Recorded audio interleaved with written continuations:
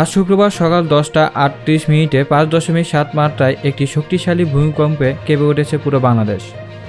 বাংলাদেশের আবহাওয়া অধিদপ্তরের তথ্যমতে ভূমিকম্পটি উৎপত্তিস্থল ছিল নরসিংদী মাধবদীতে ভূপৃষ্ঠের 10 কিলোমিটার গভীরে। বিশেষজ্ঞরা বলেছেন, এই কম্পন এ যাবৎকালে সর্বোচ্চ না হলেও এটি একটি স্পষ্ট সতর্কবার্তা।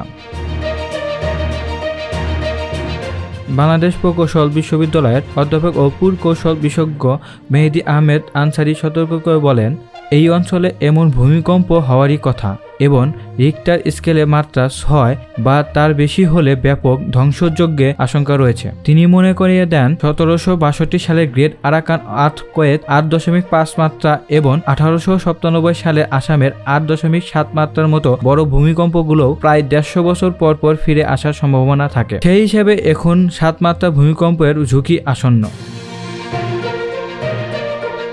অধ্যাপক আনসারীর মতে, আজকের ভূমিকম্প ঢাকা শহরের জন্য একটি সজাগ হওয়ার বার্তা। রাজধানীতে থাকা প্রায় 6 লাখ 6 তলার বেশি ভবন সবচেয়ে বেশি ঝুঁকিতে রয়েছে। তিনি অবিলম্বে রানা প্লাজা ট্র্যাজেডির পর গার্মেন্টস ভবন পরীক্ষার মতো করে রাজধানীর ভবনগুলো পরীক্ষা করার দাবি জানান, কারণ বহু স্থাপনা বিল্ডিং কোড মানেনি। বিশ্বব্যাংক রাজউককে $18 কোটি সহায়তা দিলেও এই চ্যালেঞ্জ মোকাবিলার জন্য রাজউকের সক্ষমতা নিয়েও তিনি প্রশ্ন তুলেছেন।